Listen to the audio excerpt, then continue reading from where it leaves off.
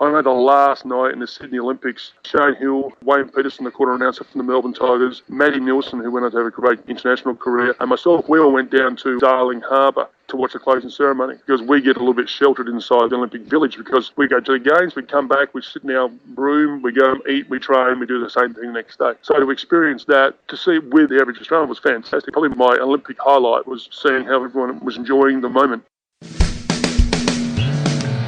And you are in Australia right now. You're talking NBA basketball. You're talking great teams. You're talking great individual players. Takes it off, and there's number 23, and of course Johnny goes nuts. We're all getting goosebumps thinking about it now. I just tried to go out there and play my game. I have no idea what you're talking about, Adam. I don't like anybody. I'm not a people person. Strand, you made the pass, yes. Christian, can you catch the ball? Yes. All the stars were aligned and all the muscles fired at the right time, and I was able to get off the ground and throw one down. I was saving that as a surprise for you. And now, introducing your host for In All Airness, Adam Ryan. Welcome to episode 35, and thanks for joining me. My website, inallairness.com. Just add a / and the episode number to view show notes.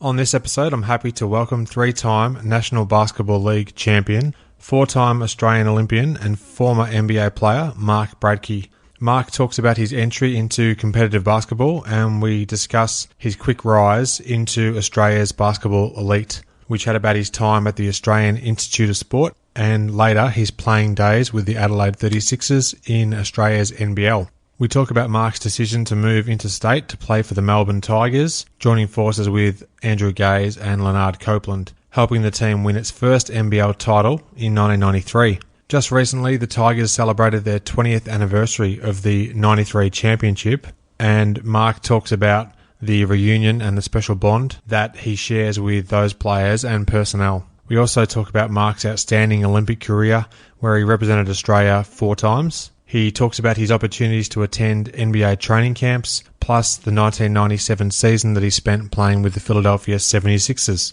He is open and honest and talks about his time in the NBA and gives some wonderful insight into the trials and tribulations of that experience. In 1997, Mark returned home to Australia. We talk about the contrast of leaving a struggling NBA franchise to resuming his career at home and winning a second NBL title just months later. We also look back at his 2002 MVP season. He also offers his opinion on the current state of basketball in Australia, plus his future ambitions within the sport. Now, the conversation is also scattered with references to the history of Australian basketball. Aside from his Melbourne Tigers teammates, we talk about other greats like Shane Hill, Luke Longley, Andrew Vlahoff, and numerous others from Mark's era. Thanks, Mark, for making yourself available to talk. Now, on to the show.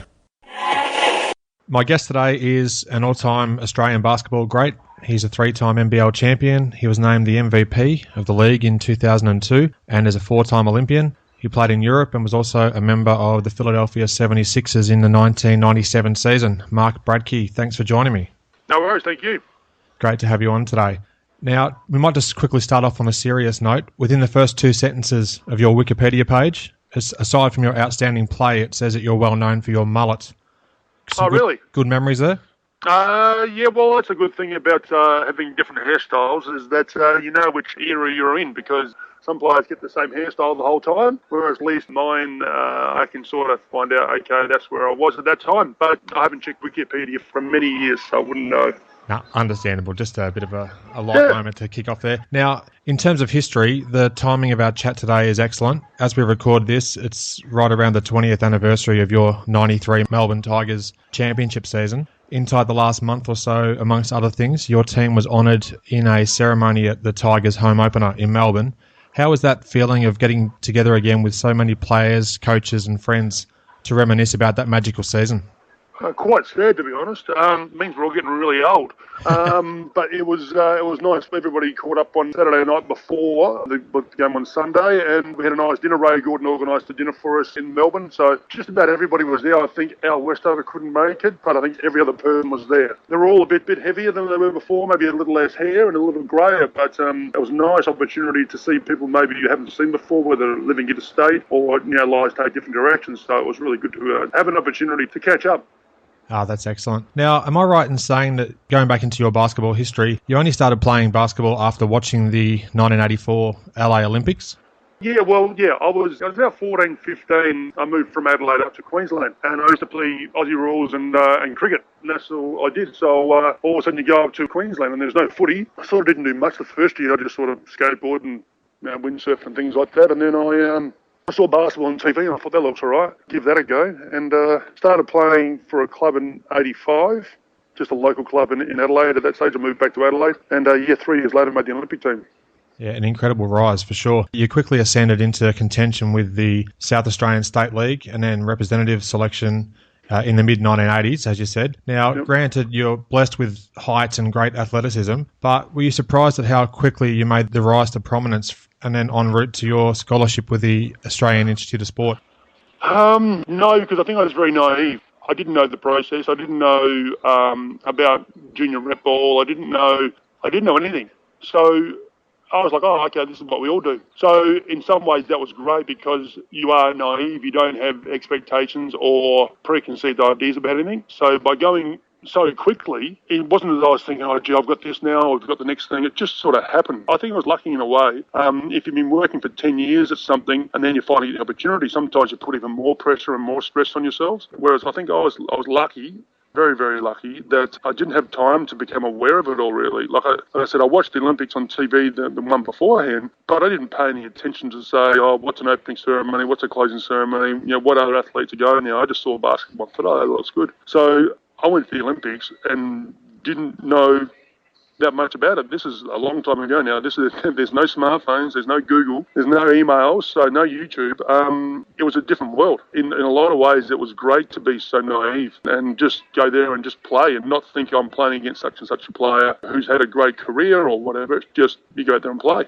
Yeah, I love the honesty of the answer, so thank you for sharing that. Now, from what I can tell, 1986 was the first appearance that you made on the Australian junior men's team. However, the 87 squad featured yourself, Luke Longley, Shane Heal and Andrew Vlahoff. Now, that's an incredibly imposing squad if I've ever heard one. Do you mind just talking about that era of Australian hoops and some of the friendships that you formed and have nurtured ever since?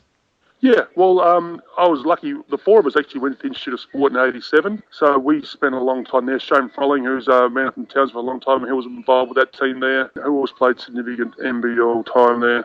Probably missing people out, I can't recall. But, so we went on many tours and we travelled through Europe and the States and played lots of games. But the most pleasing, I suppose, aspect I had, Hammer didn't go to 88, but I know Luke, Vlahoff and myself were selected as 17, 18-year-olds going to the Olympics, which if you had that now, I'm sure, I know Adrian Hurley copped a fair bit of stick about it, apparently at the time. Like I said, I was so naive, I wasn't reading papers back then, more comic books. But so to pick three guys two hadn't played in the NBL. I'd played a little bit. The other guys were in college. It was a big step for Adrian. But I think, obviously, it turned out very well because Andrew went to 4 Olympics. I went to 4. Luke went to 3. And Shane ended up going to 4. But so I had virtually those guys, along with Andrew Gaze, right through all my Olympic experience. So when it sort of came time to 2000, they were sort of all retiring. And we had medical staff. We had Peter Harcourt and Craig Purdom, who are the medical staff, who I'd known since 1986. We all sort of finished at the same time in 2000. So it was a nice way to finish, especially in Sydney. I wasn't really that fussed whether it was in Sydney or where it was, but once you got there and saw the excitement, and I know the last night in the Sydney Olympics, Shane Hill, Wayne Peterson, the quarter announcer from the Melbourne Tigers, Matty Nielsen, who went on to have a great international career, and myself, we all went down to Darling Harbour to watch the closing ceremony. And I think that was probably one of the highlights of my Olympic experience because I got to see how other people celebrate the Olympics because we get a little bit sheltered inside the Olympic Village because we go to the games, we come back, we sit in our room, we go and eat, we train, we do the same thing the next day. So to experience that, to see with the average Australian was fantastic. It was probably, like I said, probably my Olympic highlight was seeing how everyone was enjoying the moment. Well, that's answered perfectly the question I was going to ask you about that. Being a 4-time Olympian, what stood out the most? And it's interesting to hear that that's the case. So, yeah, that's really great. You played for the Adelaide 36ers for 5 seasons in Australia's NBL, and you were named the most improved player in 89. Do you mind just talking a little bit about your time in Adelaide and then how your game had developed during that period of time? I had great elder players in my early years in Adelaide, and the most significant one was Mark Davis. And playing against a guy that was undersized, but 6'5", 6'6", but incredibly strong and fierce rebounder and attacking the basket. So I had to go against him every day at practice. So to have that was the best learning experience you could ever have. And games seemed easy because he'd beat you up and he'd never call a foul. And I used to work, your butt off every day just trying to keep up with him. So for my first 5 years, I had Mark Davis there, and that was, the best learning experience anybody could have. So, I thank him a lot for, not at the time I didn't realise it, but it made me, to what I was, I think, because I saw how he went about his work on the court. That was the way he rebounded, relentlessly, and I actually passed his rebounding record in Adelaide, and he gave me the game ball. So that was a very significant time for me as well. So, he was, fantastic. But also we had Al Green, we had Darryl Pierce, Mike Mackay, Bill Jones. They had an awesome team before I got there. Just with, Ken Cole was the coach, and he was flamboyant, and basketball was massive, the coach, Ken Cole, was like a rock star coming in. So it was a great growing up experience to see, the times in Adelaide.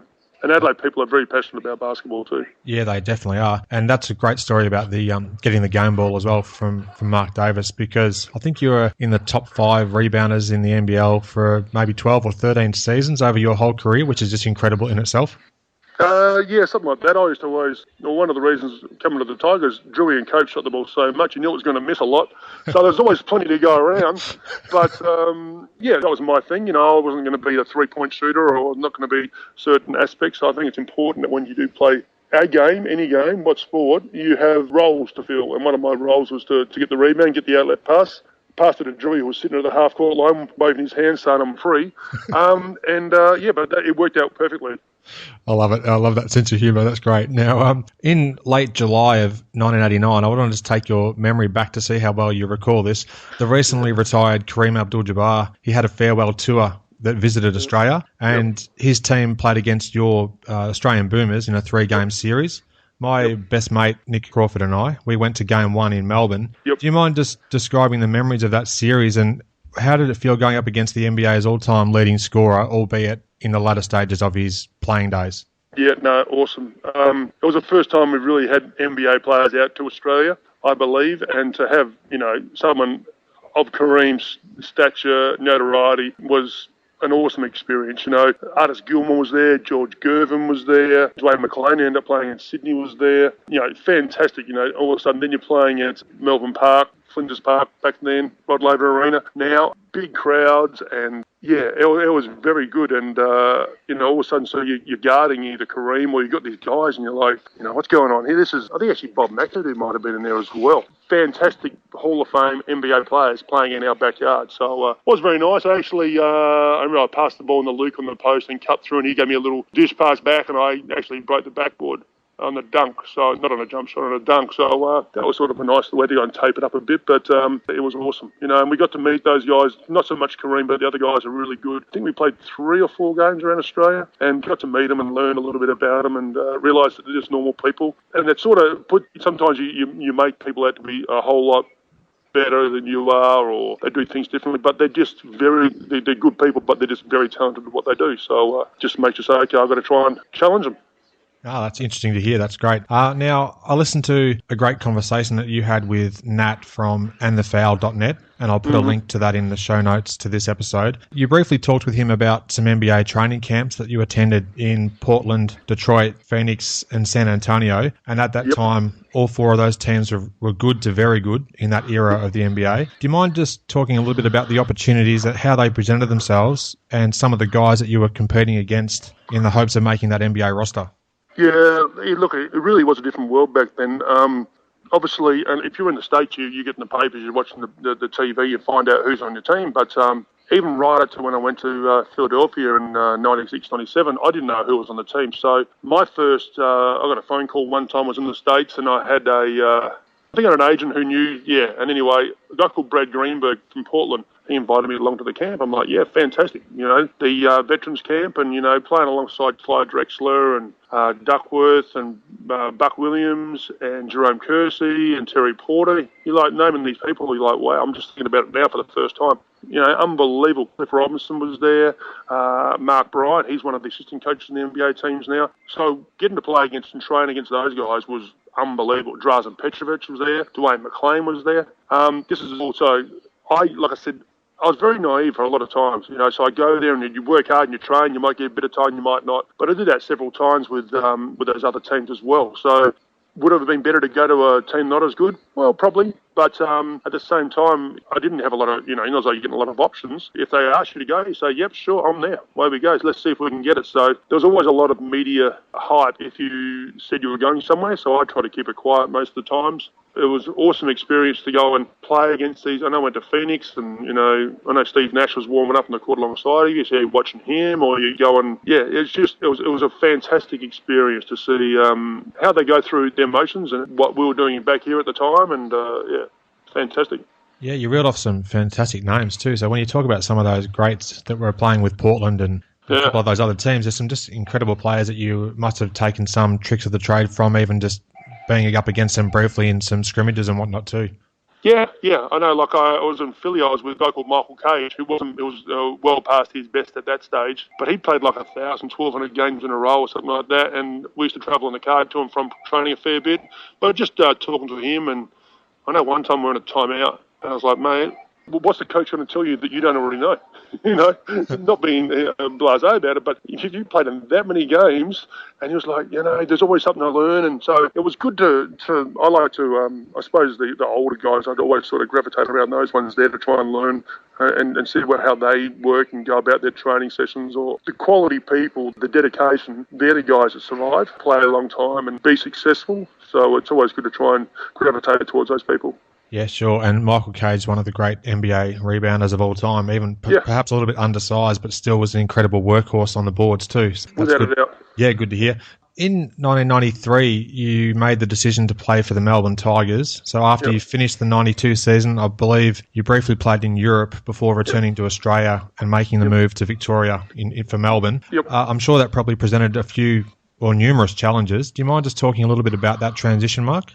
Yeah, I played my last game in Adelaide right before the Olympics, and I'd already accepted an offer. So I actually had probably my best game in the NBL. I had 43 points and 25 rebounds in the one game.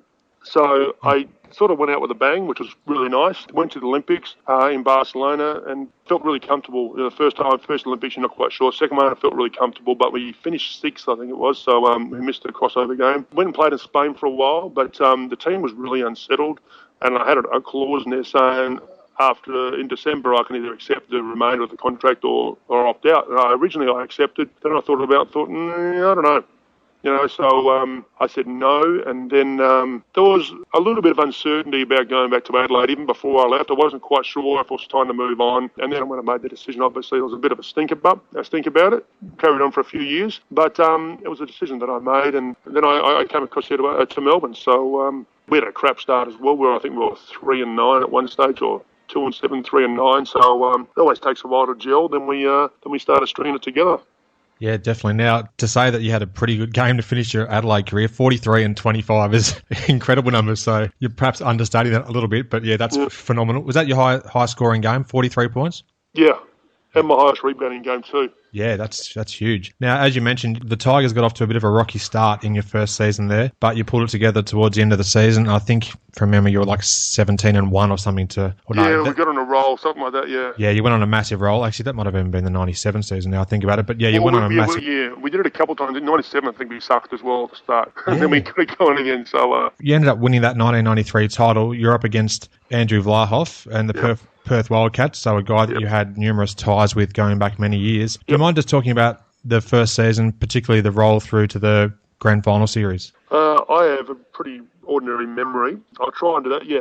We watched the tape this other night. Ray Gordon put it together, put one on for us. But, going into that third game in Perth, and we'd never won in Melbourne Tigers, had never won in Perth. So obviously, it was all stacked up against us. But coach was on fire. He was really going well. And came right down to the end, and to get the victory over there, very sweet. I can recall coming back into Melbourne and landing and then having fans from the rival gate all the way down to Baggage Claim will just stick with people. There were been 3,000 or 4,000 people at the airport when we came back in. So unheard of, exciting, good moments, but it was pretty special. And like I said, to win it, your first one, and to win over in Perth, where the Tigers hadn't won before, and they had Scott Fisher, James Crawford, Ricky Grace, Andrew Vlahoff. It's very talented people right there.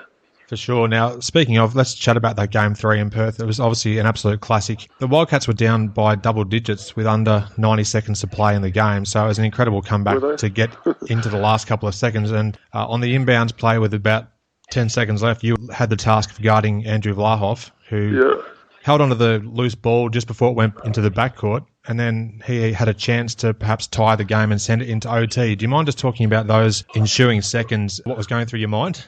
Yeah, I know. I can't recall a lot before. I know he took the three-pointer and it went virtually in and then popped out. It spun around the hoop 2 or 3 times, popped out. And then I know Andrew Gage got the rebound and put his elbows up to protect the ball and popped Watto in the face. But then Andrew had 2 more foul shots just to seal it up, and he was quite emotional on that. But that shot, I didn't realise we were up by that many with such a short time to go. But Vlahoff had played huge the whole series, and he was obviously taking his advantage over me and taking me outside a bit and trying to get me off the dribble or shoot the three. So nearly went in, and I felt sorry for him. Straight after the game, as you do with the opposition, you're like, well, sorry, it had to be one of us, so I'm glad it was us. But so close to changing a half a revolution of the ball. Incredible. It was an amazing ending, and I refreshed my memory via YouTube, of course, in the lead up to this chat today, and with about a minute and a half to go, they were down by 11 points, so it was a fantastic comeback to even get it into that position, really. Yeah. And, sorry, go ahead. Were you going to say something? No, I was going to say, I'm glad we didn't stuff it up. Exactly. Now, speaking of the strong support that you had back home in Melbourne, fans packed out a hall in Albert Park to watch the game on TV while it was happening live over in Perth. The support and the awareness of the early to mid-90s NBL fans was probably like nothing we've ever seen since here in Australia. How do you compare that era of support with what you've experienced around the world in other leagues? Oh, look, that was up there with the best. That's why you talked earlier about going to the NBA or doing these different options. To be honest, the NBL was right up with everybody else. There were good times. The money was very even compared to Europe and Australia. Yeah, it was fantastic times. We had lucky enough we were in a good era, great opposition, and I always talk about people ask what was the difference between then and now. I said I suppose we had a lot of heroes and villains, and you've got to have light and dark. You've got to have variety, and I'd get booed at times, and Shane Hill would get booed, and they'd love Drewy and Copes, but they hated Shane Froling or Grant Kruger or Andrew Vlahoff. So people would go there for a reason. Just because I hate someone, I'm going to go and boo them or whatever. So whether it's personalities or styles of play, or John Dodge myself used to always fight on the court. I like the guy. We used to get on fight off the court, but on the court we'd always get tangled up and always be pushing and shoving and yelling at each other. And the crowd got into that, and we got into it. And it wasn't staged; it was just what happened on the court. And Magic Tigers rivalry at the time was huge, and it was a good period to be involved with. Yeah, definitely. And you were on his team for a majority of this time, but Ray Gordon was also obviously a character that people either loved or hated, depending on who he played for. So yeah, but the problem was that everyone used to hate Ray when you played against him, but you'd played against him twice this season. We'd go and train against him every day, and we had to put up with that. So you should feel sorry for us. But we'd stir him up. I'd always give him the wrong score and see if I can get a reaction out of him, or give him a pop him as he comes through the key. And he'd want to fight everybody. Every day at practice, he'd fight everybody. He'd be taking on Lindsay. But white line fever, other side, quiet, nicely spoken. Yeah, just white line fever there for Ray Gordon. That's the perfect 3 words to describe him, as far as at least from an outsider looking in. That's how I'd describe him for sure. But he certainly played a key role on your championship teams too. Yeah, definitely. Most definitely. Yeah. Now, I'd just like to talk a little bit about your stint with the Philadelphia 76ers. In about mid-October of 96, you signed with the Sixers as a free agent. You played, I think, 36 games during that season. Your best output was probably a near double-double that you had against the Charlotte Hornets in a March 97 game. Can you explain how difficult you found the sporadic minutes and opportunities in Philly, given the wealth of credentials that you had behind you that led to this well-earned opportunity to play at the highest level? I think it's harder to be a bench player than a starter, to be honest. If you're talking about emotions, because you never know when you're going to get on. Quite often you get on for 30 seconds and the guard will stand on the corner and dribble it out, and then so you stand there and you wouldn't do anything. Play well in a game, or I had games, I think those games where I had double or something. You'd start the second half and you're thinking, yep, this is good now, I'm getting a feel for it, I feel comfortable, and then you don't play for the next 5 or 6 games, which is a week and a half. But you're like, oh, well, maybe I can't do it. And so your emotions go up and down all the time. And we had some great talented players, but we weren't a very good team. We had Derek Coleman, Jerry Stackhouse, Alan Iverson, Clarence Weatherspoon. We had some really good players. Derek Coleman was one of the best players I've ever played against. He was outstanding, but we weren't a very good team. We didn't really speak as teammates, and it showed in our games. You know, I think we won 16 or 17 games for the season. It was frustrating. It was enjoyable. It was you had everything. Yeah, you'd have some great games. You think, all right, this is good. I can play here. I feel comfortable. But like I said, then you wouldn't play for 2 or 3 weeks, and you're just training, or then you wouldn't train much, and you're like, well, what am I doing here? And but. Yeah, so I think it was harder to be a bench player than to be a starter. If you're a starter, you know you're getting your minutes, you know where your shots are coming, you know you're going to get 25 minutes, 30 minutes, 40 minutes, whatever it is, to get into position. Whereas you're on the bench, you might get 30 seconds, you might get 30 minutes. You just never knew. Yeah. Now, how regularly were you in contact with some of your friends and teammates back in Australia during your time with the Sixers? Very little, just bits and pieces, not much. I think I just had a mobile phone then for the first time. So, yeah, like I said, this is before internet, before YouTube. It seems so archaic. But, my wife was over there. But, you go on the road, you do the thing, you come home and you go to training. And, so I wasn't communicating on a regular basis with anybody apart from, Nicole, just when we were over there. And she'd have her frustrations and as well, seeing what was going on. And she was still trying to play a little bit as well in the tennis circuit. So, it was a bit of a juggle. Nothing that no one else wasn't going through. Yeah, sure. Now, how about fellow Aussie and big man as well, Luke Longley, because he was obviously playing for the 3-time champion Bulls. Yeah. They're on their streak at that stage to win 3 titles. So did you get much conversation with Luke during the season, or was it mainly sort of out of playing days? Just before games, really. I know Luke came to... Was he in Philly? It might have been in Philly that the Bulls came. We played there first. Before the game, I was out in the court early shooting around, and Luke came out. We were having a chat, and he introduced him to a few of his mates like Kerr and Bushler and Will Wennington and all that, and had a good chat with those guys. And then continued to warm up, and I don't think I played that game at all. And the next time we were in Chicago, Luke wasn't. No, he was playing, but so he must have been in the locker room. Anyway, so I'm shooting around. But Kerr and Bushler and Wennington, they all came up and said hello. Hey, how you doing? No worries. 30 seconds, that was it. And I was like, wow, my own teammates don't really come up and communicate to you. But the Chicago Bulls knew their roles. They weren't intimidated by anybody. And that's why they won 72 games out of the 82 games. They feared no one. They were confident in their own abilities. And I thought, that's a good team. So, Luke had an awesome career, and I think he got with a good group of people at that right time as well. Jordan obviously did his thing and Rodman did his, but I think the core group were really tight there in Chicago, and it obviously showed. I was lucky enough, I sat down with Phil Jackson 5 or 6 years ago. He was out here for the Australian Open at the tennis, and he was in the tennis players' locker room because I in the lounge, and I was down there with my wife was doing some stuff, and he was sitting there by himself. So I said, you know what, I'm going to go and talk to him. So I walked over and said, hey, Mark, I'm a friend of Luke Longley's. And I said, do you mind if I sit down? He goes, no, sure. So I had a great half-hour, 40-minute chat with him. But you could see, you hear about what Phil Jackson does, but once you're just in his presence, you could see that he had an effect over all the people around him, whether it's the Lakers, the Bulls, or whatever. And he brings out the best in those people, and that's why the Bulls were so good, because they were comfortable. They knew they understood their roles. Definitely. That's a great story about meeting up with Phil Jackson too. That's very impressive. Now, and it's a bit disheartening really to hear you say that you had more conversation perhaps with some of the Bulls role players than perhaps some of your own teammates during that season. So, that's disappointing. The assistant coaches would come up to me at practice before we'd start. I'd be there shooting around early. And they'd say, how you doing? I'm like, yeah, I'm good. And they'd say, just stay with it. It's okay. This is not a normal NBA team. And I'm like, what? He says, this is not normal. you'll be right, just relax. And they sort of knew as well that we had a few knuckleheads maybe that didn't quite get on as well. But it was quite funny, and I sort of smiled and just keep on working away. But it was one of those things. Yeah, that's true. Can't pick your moments sometimes. No, yeah, that's right. I had Bill Wennington as the first guest on my podcast, actually, and he couldn't have been more accommodating and friendly and helpful to me, even just as a random guy in Australia. So that's good to hear that he's obviously a nice guy on the court as well. Yep, exactly. Yeah. You've mentioned some of the eclectic array of personalities that were on that roster. You've already mentioned about Michael Cage, obviously. He was a veteran at that stage. But you also briefly played with Doug Overton, who was a former NBL All-Star for one season back in the early 90s. Did you have much to do with Doug Overton at that time? A little bit.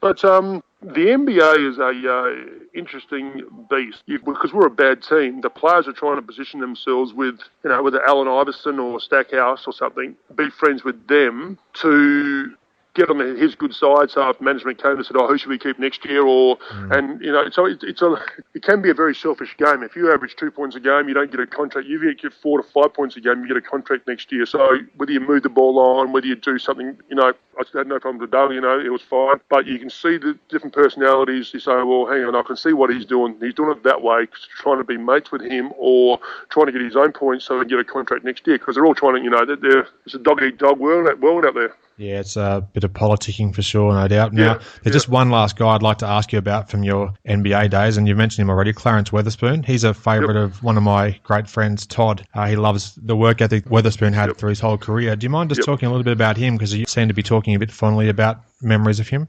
Yeah, no, he was a very quiet person, but a good person who probably didn't really fit there. He was in Philly for a long time, and Philly fans loved him because they loved blue-collar hard workers, and he was one of those guys, extremely talented. He could go and get you 20 and 20 on a night as well. A bit like a Charles Barkley frame, undersized, really wide, stocky, great base, good backside. He'd spin and post you down low and just turn up and dunk on you. Yeah, I thought he was, if he was in a better team, he would have got a lot more recognition. But he was a very good hard worker, would do all the dirty stuff, like scrapping and diving on loose balls. And he wasn't all about the flash. He was a hard worker. So, a lot of time for him. Good to hear. Now, you returned to Australia in 1997 after leaving the Sixers, and you rejoined a then struggling Melbourne Tigers outfit. They stumbled out of the blocks, as we mentioned a bit earlier, and then you obviously steadied the ship and went on to win that second NBL championship. In the space of a few months, you pretty much went from a struggling NBA franchise, putting it mildly, to then winning a title with an NBL team back in your home country. So how was that period of your career moving back to Australia, Mark? It was great. I get to play with teammates, friends, which was probably the most exciting prospect for me to come back and play. We picked up a little guy called Marcus Timmons who has to take a lot of credit for the way we turned our season around because he was fantastic. But I didn't even bother trying to go back to the NBA. I didn't even ask any questions because I was in a good space. We just won the title here, had good friends. I didn't see any benefit of trying to go back to the NBA. I thought, like I said, that the Tigers team at that time and the people we were surrounded with and the time in my life there, I thought that was the place to be. So I was very happy and content to come back in that time. Understandable. And we've mentioned these guys a bit already. Andrew Gaze, obviously Australia's greatest player, and Lanard Copeland, another great to play in the NBL here. Do you mind just talking a little bit more about those guys and just the relationship that you've developed over these years and just how important the three of you guys were, and even obviously your surrounding teammates as well, but how good that run was during your time with the Tigers? Yeah, we were lucky. We were all about the same age. We come together and we sort of complemented each other, I think, to certain areas. All had different personalities. Sometimes you had to play team psychologist. Copes was a fantastic shooter, slasher, great personality. He was a life of the bus. We'd always play cards or dominoes on the road.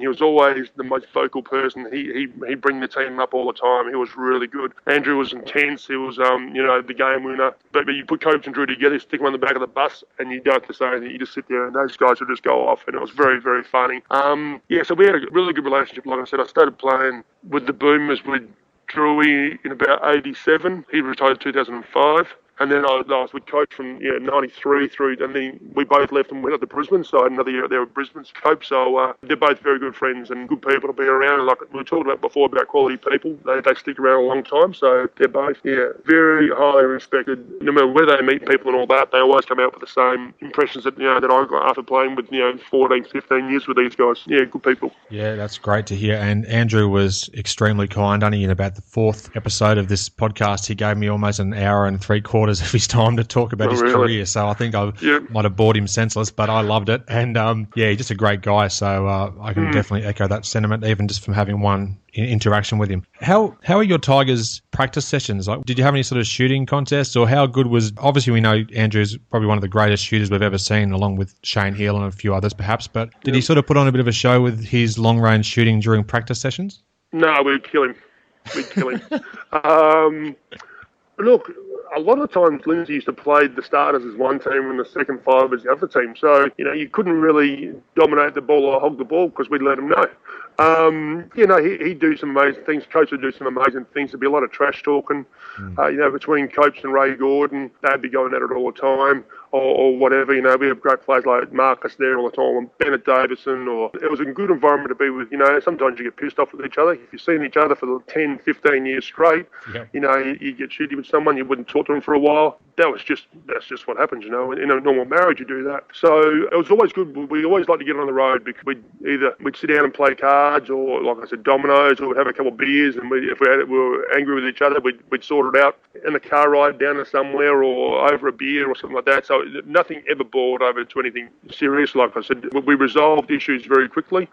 Like I said, all the personalities work really well together. Some people are loud, some people would stir them up, some people would be the pacifier. And like I said, we all weren't the same, but we all got on.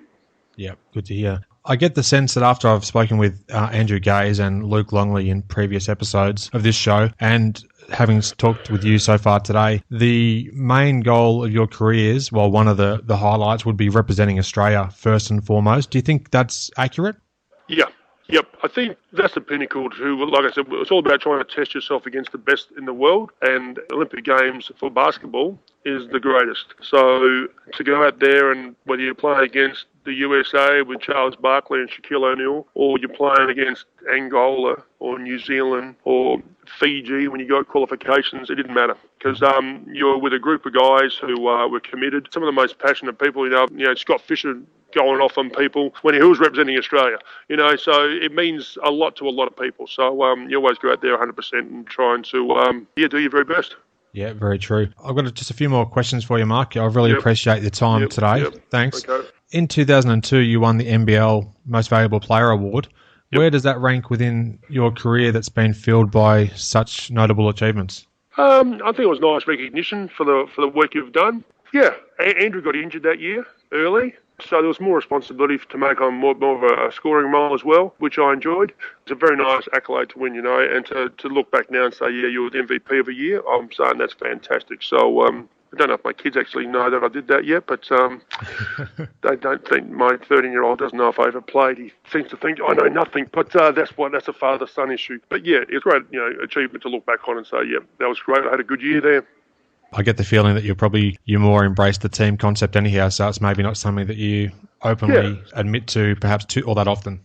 Yeah, no, like I said, to be honest, it was all about, trying to win because individual accolades are fantastic. But it's really hard to say, let's go out for a drink and celebrate how good I am. It's always a bit hard that way. But if you go out there and say, hey, how good were we? We can lie as much as we want because we're all telling each other how great we are. That's a lot more enjoyable to be around, yeah. Totally. What's your level of involvement these days with basketball? Juniors, looking after I've got a 13-year-old and a 9-year-old, so I help out with the junior programs a bit there. Try to get out of the senior Tigers a little bit now and then and help out. Have a chat with the guys. Play one-on-one, but get beaten up pretty badly against Wertho and Scott Morrison and all those guys. I want to get more involved. I want to see a good pathway for my kids to progress, and obviously every other kid gets the benefit of that as well. Yeah, I want to see basketball continue to grow. Yep. And now opportunities for them all, yeah. Yeah, definitely. And in recent weeks, the NBL has been at the forefront of some of the discussion here in Australia to do with the growth of the game and where it's actually heading. Where do you sort of think it is right now, and what do you hope, or where do you hope it actually goes to in the coming years? Well, obviously we want to try and get it back to where it used to be. I think the participation rates in juniors and domestic basketball is huge. In a lot of ways, I'd like to see it go back to winter time. I think if we can have a fill-in, because if you follow anybody on Twitter, when the NBA season and the NBL season finishes, everyone's like, what do we do now? So I think there's a great opportunity to go and slot it back into the winter time. We'll get better quality imports. Our overseas players will come back and play. That's what I'd like to see. That way I can watch basketball year-round. And that would make me happy, but also I think the game would actually grow. Have a shorter season, squeeze it in between the NBA seasons and the European seasons, and I think that would be a big bonus. But I don't have a lot of power in these things, so I'll have to wait and see what happens. Yeah, I like your thinking though, because the way it was back in the era, particularly during the 90s when you were playing at your highest level, like the crowd support and just the interest in the game, games were live on TV. It was just a great era to be in. So hopefully we can get back to something close to that. And just I think they always worry about the AFL, the NRL, and all that. You know what? We're not going to compete with them. We don't want to compete with them. We're something on the side, but at the moment we're competing against the NBA.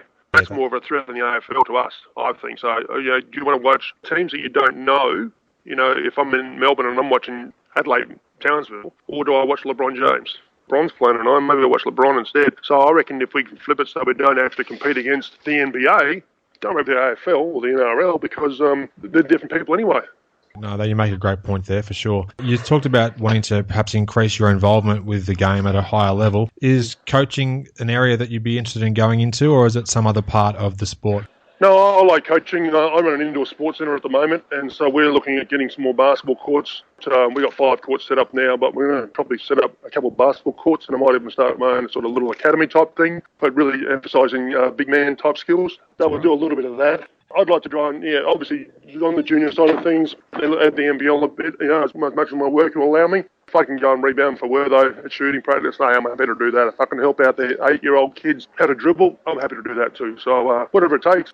Yeah, I like that. I really like where you're coming from there, Mark, and I hope that it does indeed happen in the near future or whenever it is that you want it to take place. So just one last question for you. How can listeners follow your movements online and keep up with you? I know you're on Twitter, so is that the best place to be reached? Yeah, I'm on Facebook. I never do one thing on Facebook. I do a little bit on Twitter, but like I said, it feels like another lifetime away playing basketball, so I'm just one of the keen observers on the side trying to watch everybody else, see what we can do and how we can see the game grow. Good. Now, it's been really great having a time to chat with you today. Thanks for taking time out of your work schedule to speak with me, and I do appreciate your time. Yep, no worries. Anytime. Thanks, mate. Thanks again, Mark. It was a pleasure to have you as a guest. I encourage you to interact with the show, suggest topics for future episodes, or guests that you'd like to hear conversations with. I welcome voicemail comments on my website or Facebook page. There's been some more great feedback since the last episode, so thanks to Aaron Risbury and Nate52, aka Nate Lindham, for your wonderful iTunes reviews, recently added to the Australian and USA stores respectively. It's great to see feedback continuing to build. I'm really, really thankful for that. Worldwide, the show currently has 24 reviews and now it's reached 30 5-star ratings. So thank you to everyone who has contributed to that tally. If you add a review, I'd love to mention your name in a future episode. Your ratings and reviews are like a Showtime era Magic Johnson pass, the ultimate assist. They help me to reach a wider audience for the podcast, and in turn, that gives you, as a listener, more opportunity to hear conversations with great guests. If you haven't already, please subscribe to my show on iTunes, or you can simply add my RSS feed. Just check out the right-hand sidebar of my website. You can hear the show on multiple podcatchers, on Stitcher, Player FM. It's also available through the Zune Marketplace on Windows Phone. It can be accessed in plenty of different ways. If it's not on one of the platforms that you use, please do let me know and I'll try and make sure it is available there in the future. Just a quick note that I'd like to finish with. The regularity of these episodes does vary. Sometimes I can put out one each week. It might be one a fortnight. Then all of a sudden there's 2 in the space of 3 or 4 days.